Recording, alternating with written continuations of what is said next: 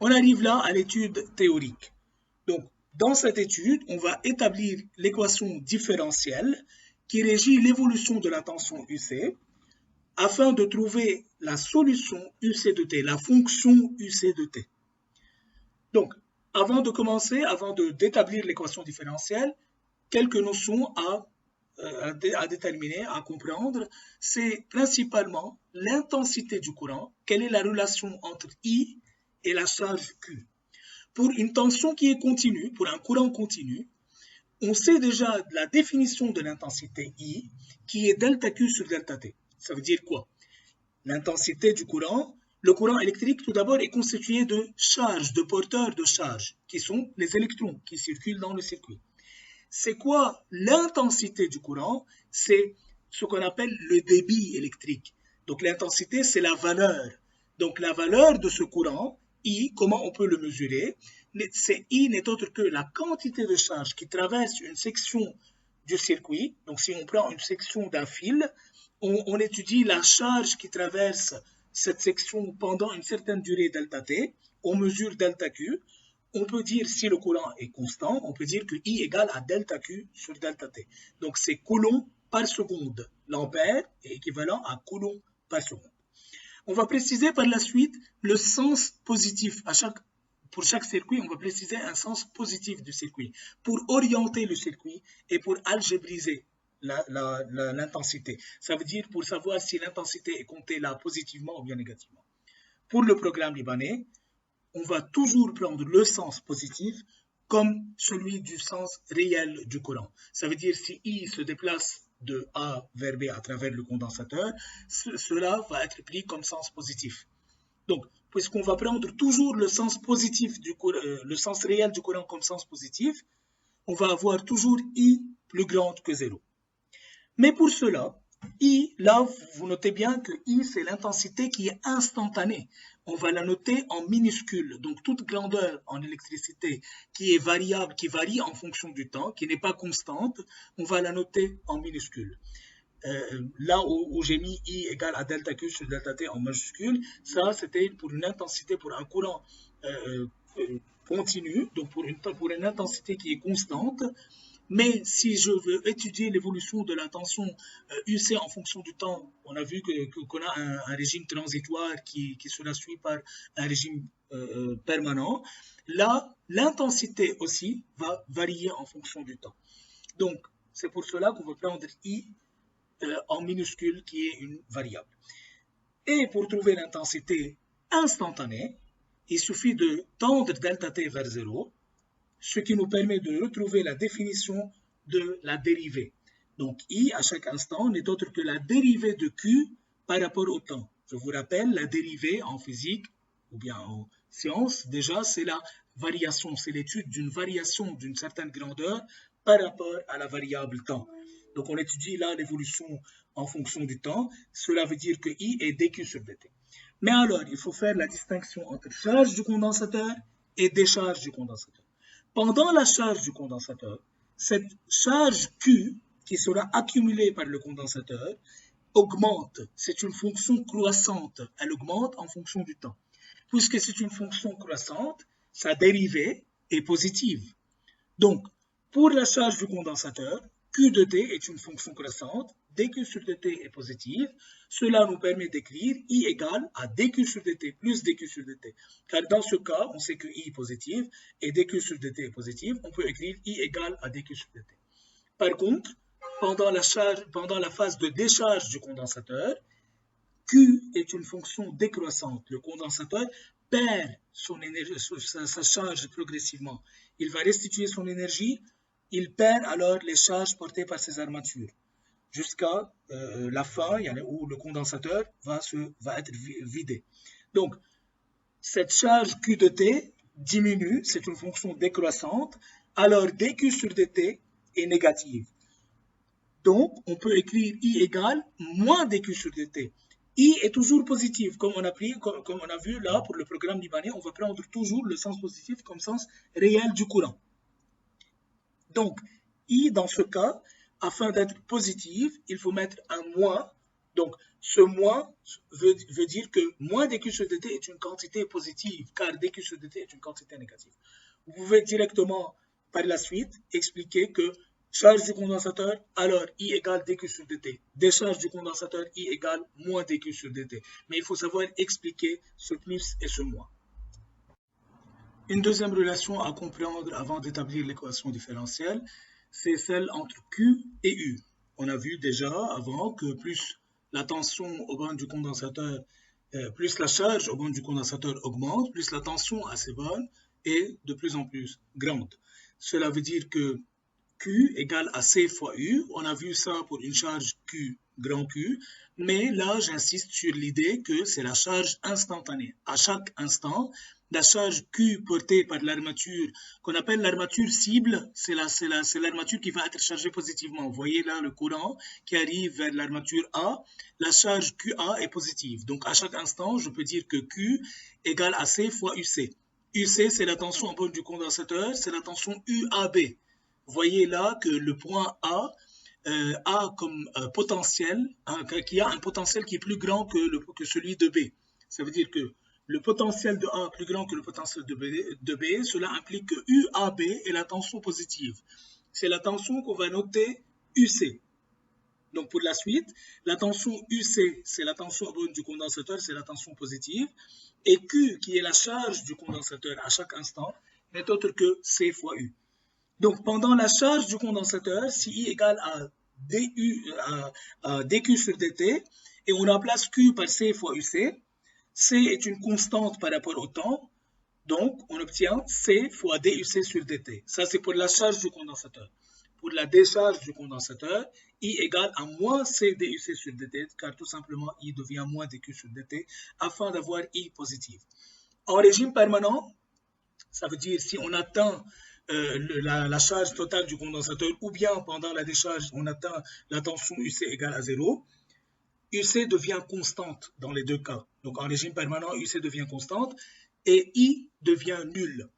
On va voir par la suite l'évolution de I en fonction du temps. À la fin, quand on va trouver UC de t, on va trouver I de t pour la charge et pour la décharge. On va voir que pour les deux cas, à la fin de la charge du condensateur et à la fin de la décharge, I devient nul.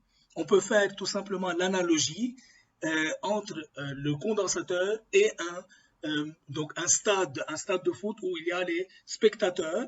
Donc les spectateurs, l'ensemble des positions que peuvent occuper les spectateurs, on appelle ça la capacité. Donc la capacité du stade.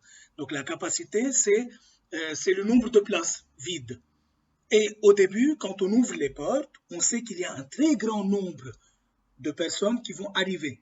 Chaque personne sera assimilée à un électron, donc un porteur de charge. Donc, l'ensemble de ces charges qui arrivent, donc l'ensemble de ces personnes qui entrent, au début, est un très grand nombre qui vont occuper les places.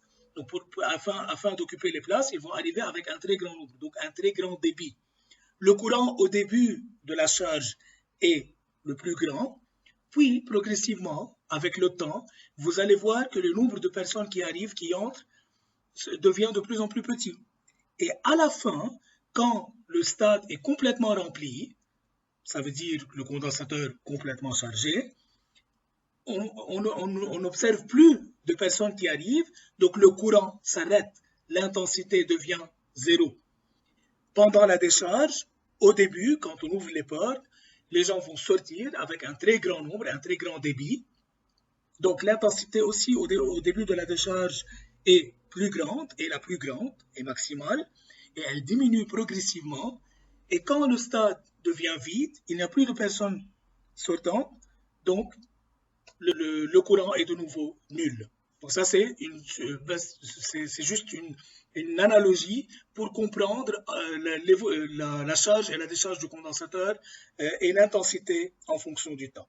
Donc, pour la suite, I, c'est C DUC sur dt, ou bien moins C DUC sur dt s'il s'agit de décharge du condensateur. L'équation différentielle en UC. Donc, si on veut étudier, si on veut avoir une équation différentielle, ça veut dire une équation différentielle, c'est une relation entre une fonction, là la fonction est UC de t, et sa dérivée qui est dans ce cas DUC sur DT. Il faut toujours commencer par l'additivité des tensions. Donc la loi d'additivité des tensions dans ce circuit nous permet d'écrire UC plus UR est égal à UG. UC n'est autre que UAB, UR c'est UAB, UR c'est UPA, et UG n'est autre que UPM. Donc vous voyez, UPM n'est autre que UPA plus UAB plus UBM. Or, UBM est égal à 0, c'est un fil de connexion. On arrive alors à UC plus UR égale à UG. On a intérêt là à laisser UC, donc à avoir UC dans l'équation. Donc, on laisse UC, on remplace UR par R fois I. Ça, c'est la loi d'Ohm aux bornes d'un conducteur ohmique. Donc, il faut écrire les détails, bien sûr. Il faut dire que d'après la loi d'Ohm aux bornes d'un conducteur ohmique, UR égale R fois I. Notez bien, I en minuscule, R majuscule, c'est une constante. C'est la grandeur qui va caractériser là le conducteur ohmique. Et I, là, c'est l'intensité qui s'établit progressivement. Or, I égale à dQ sur dt. S'il s'agit de charge du condensateur, c'est I égale à dQ sur dt. Si c'est la décharge, c'est moins dQ sur dt. Dans ce cas, UC plus R fois C DUC sur dt est égal à G. On arrive là à l'équation différentielle qui établit l'évolution, qui explique l'évolution de UC en fonction du temps. On va distinguer deux situations, la charge et la décharge du condensateur. La première phase, pendant la charge du condensateur, pour le premier cas, UG est égal à E. Donc dans ce cas, on a un générateur en série avec le conducteur ohmique. Le conducteur ohmique et le condensateur se charge. Et l'équation différentielle qui donne l'évolution de la tension UC en fonction du temps, qui vient bien sûr de la loi d'additivité des tensions, donne UC plus RC DUC sur DT est égal à E. La solution qui sera donnée dans les exercices, on vous donne par exemple une solution de la forme UC égale A plus BE alpha T. Là, on insiste bien que c'est la solution, que c'est l'écriture de la solution. Ce n'est pas, donc la question là n'est pas de vérifier si cette écriture est une solution. Là, on vous dit que la solution peut être donnée par UC égale A plus BE alpha T. Donc, sachant que c'est la solution, et les conditions initiales qui sont très importantes. Conditions initiales, là, on prend un condensateur qui est initialement non chargé. Ça veut dire un condensateur où la tension à ses bornes à l'instant initial était nulle. Donc, on dit dans l'énoncé que c'est un condensateur qui est initialement neutre ou bien initialement non chargé. UC de 0 est égal à 0. Ça va être utile pour trouver les constantes par la suite. Donc, puisque UC est une solution, elle doit vérifier l'équation différentielle. Donc, si je remplace A plus BE alpha T dans l'équation différentielle à la place de UC, et à la place de sa dérivée, donc on a besoin de la dérivée maintenant, on remplace son expression, on doit avoir une égalité égale à E. Donc, on doit avoir une équation, l'équation doit être vérifiée. C'est pour cela qu'on cherche tout d'abord la dérivée de UC. UC par rapport au temps, c'est la dérivée de A, donc c'est la somme des dérivées, donc la dérivée de A plus la dérivée de BE alpha T. Dérivée de A, c'est 0. BE alpha T, c'est B alpha E alpha T. Pourquoi? E alpha T, B c'est une constante multiplicative, elle reste. E alpha T, c'est de la forme EU, sa dérivée est U' EU. Donc la dérivée de E à la puissance U, c'est U' EU. Et là, U, c'est une fonction du temps, c'est alpha T, sa dérivée est alpha. On obtient alors DUC sur DT, B alpha E alpha T. Dans l'équation différentielle, on obtient à la place de UC A plus BE alpha T, exponentielle, plus RC B alpha E alpha T, égale à la constante E, la tension maximale, la tension du générateur. Là, on peut factoriser par BE alpha T le deuxième et le troisième terme. On obtient alors A plus BE alpha T, facteur de 1 plus RC alpha, est égal à E. Cette équation ne peut être vérifiée que si la constante A est égale à la constante du deuxième côté de l'égalité et 1 plus RC alpha est égal à 0. Il faut noter là que dans l'énoncé, on peut dire que B est différent de 0. Donc en donnant la forme de la solution, on peut préciser que B est différent de 0. Donc par identification. Ce qu'on peut dire là, c'est par identification des deux membres de l'égalité. Cette équation n'est vraie, n'est correcte que si A est égal à 0, A égale E, et 1 plus RC alpha est égal à 0. Car dans le deuxième membre de l'égalité, on n'a pas un facteur, on n'a pas l'exponentiel. Donc c'est 0 exponentiel. Donc 1 plus RC alpha, puisque l'exponentiel ne peut pas être nul, la fonction E ne peut pas être nulle. Donc 1 plus RC alpha est égal à 0, ce qui donne alpha égale moins 1 sur RC. Et c'est bien moins 1 sur tau. Donc là, on a obtenu les constantes A et alpha. Il nous reste la valeur de l'expression de B. Pour trouver B, on a recours aux conditions initiales. On sait que UC de 0 est égal à 0. On sait l'expression de UC de T. Donc c'est A plus B, E alpha T. T égale à 0, ça devient A plus B. Alors dans ce cas, A plus B est égal à 0. Donc en utilisant les conditions initiales, on arrive à A plus B égale 0. Cela veut dire que B est égal à moins A et alors moins E. En remplaçant A, B et alpha dans l'équation, dans la solution UC égale A plus B, E alpha T, on obtient alors E plus EB plus E exponentielle de moins T sur le taux. E en facteur devient E facteur de 1 moins E moins T sur taux. Ça, c'est UC de T. Ça, c'est l'évolution, la fonction qui donne l'évolution de la tension UC en fonction du temps durant la charge du condensateur. Donc, ça correspond bien à la courbe UC de T qui augmente progressivement. Vous pouvez voir là, pour T égale à 0 par exemple, pour T égale à 0, exponentielle de 0 égale à 1, on obtient dans la parenthèse 1 moins 1 est égal à 0. Donc, ça correspond bien à la tension UC de 0 égale à 0. Si T tend vers l'infini, si on tend T vers l'infini, on obtient E par 1 moins exponentielle de moins l'infini. Exponentielle de moins l'infini tend vers 0. Cela veut dire que UC tend vers E. Donc, ça correspond bien aussi à la courbe UC de T pendant la phase de la charge du condensateur. Vous pouvez aussi remplacer T par taux. On obtient E facteur de 1 moins exponentielle de moins taux sur taux, ça veut dire exponentielle de moins 1, et on obtient bien 0,63. Donc 0,63 E. Donc la constante de temps taux donne bien 63%, donne bien une tension UC, c'est l'instant pour lequel on atteint 63% de la valeur maximale. Donc à noter là que la méthode de la tangente, pourquoi la méthode de la tangente est correcte, on peut l'utiliser. On sait que cette tangente à l'origine a comme fonction, donc le coefficient directeur de la tangente à l'origine est donné par DUC sur DT, qui est la dérivée de la fonction UC de T, est égal à E sur taux par exponentielle de moins T sur taux. Ça, c'est le coefficient directeur de la tangente à chaque instant.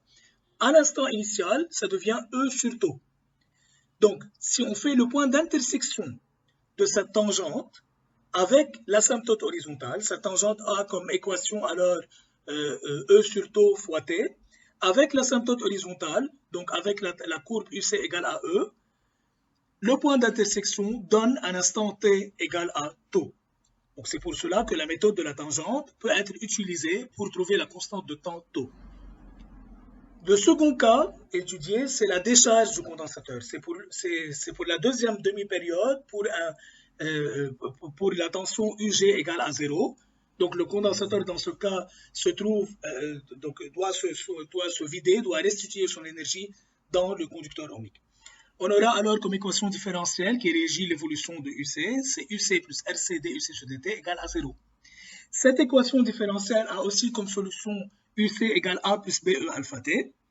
Et notre but là, c'est de trouver de nouveau A, B et alpha, sachant de plus que la condition initiale est UC de 0 égale à E.